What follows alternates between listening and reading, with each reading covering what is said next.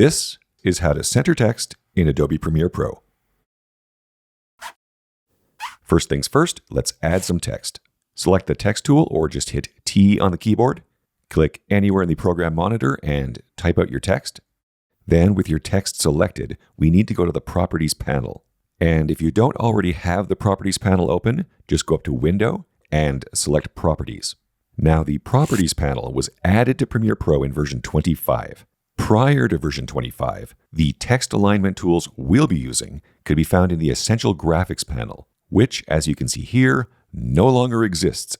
So if you're working in V24 or earlier, look for the Essential Graphics panel. For version 25 or later, go to the Properties panel.